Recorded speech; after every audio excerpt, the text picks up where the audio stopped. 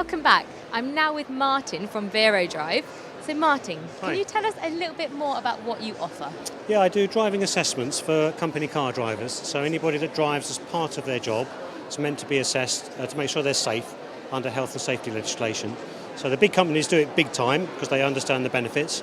Smaller companies often don't even realise they're supposed to be doing it, let alone doing it. But it can make a significant difference to the safety but also the fleet costs of running a car. Okay, so how exactly would you do that? What sort of course would you offer to fleet drivers to make sure they're safer? So it's normally in car, so the driver driving their own car. Okay. I sit next to them, maybe a third person in the back, taking it in turns to drive. And basically out on the road, all sorts of mixture of types of roads, giving them a few hints and tips on how they can be better. And most people can be better, myself included. There's always things to learn. Some people get into some bad habits, maybe a bit too close to the car in front, maybe not recognising speed limits quickly enough and therefore being at risk from that. But also good anticipation, so looking a long way down the road, using your mirrors differently, trying to anticipate what's going to happen before it actually turns into a real problem. And that's every driver, don't they? We all Every have driver, bad habits. absolutely, myself included. Yeah. My worst habit is not using my mirrors enough. No. So I'm just aware of that, so I do work on it. You should take one of your courses. Absolutely. So really, because it is for everybody, not just fleet drivers, anybody could... Yeah, so I concentrate on businesses, but I also do some private one-to-one tuition.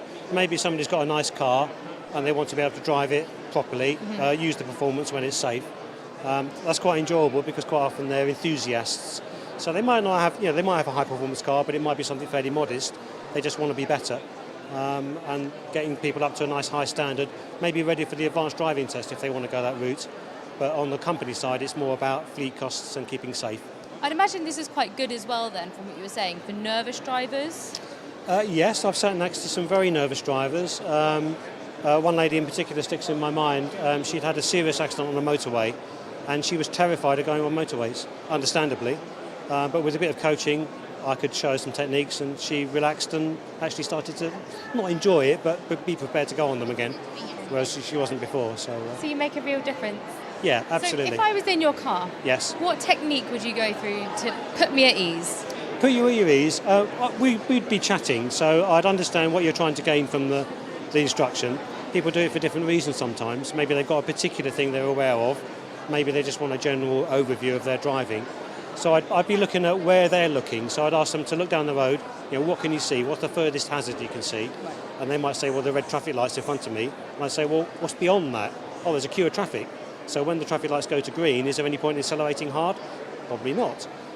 What's behind you? Have you noticed the motorbike that's just about to overtake? It's that sort of thing. Getting into people's minds and getting them to understand the bigger picture around their car, so they're very aware of what's going on, front, back, and sides. So taking the panic away and making them think more logically, common Yeah, sense. it's quite a technical subject, really. There's a lot of talk about driverless cars at the moment. They're a long, long way away from being let loose on the public road. What's going to happen in the next year or so is they're used in very enclosed environments.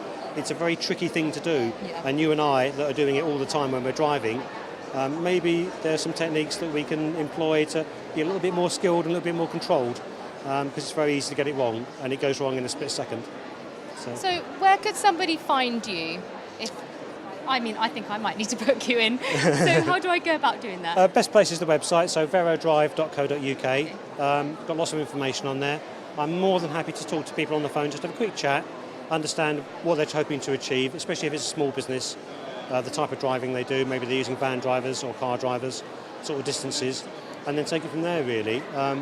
Eco-driving is quite popular, so I'm one of the few authorised trainers to be able to offer a government-subsidised eco-driving course.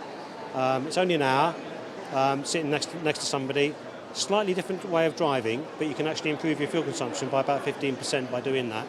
And for a company, that could be a lot of money. Yeah. They could be spending £100,000 on fuel, and maybe 15% is going to make a big difference. And that's just an hour. It only costs £20 because I get subsidised for doing it. Wow, that's fun. So you do short courses, long-term courses, Yeah, nervous drivers, fantastic drivers. Yes, absolute pros. we can all be better. We can all be better. Thank you so much. Okay. I think I might be booking in with you, Mark. Yeah, good to be stuff. honest. Okay, I look forward to it.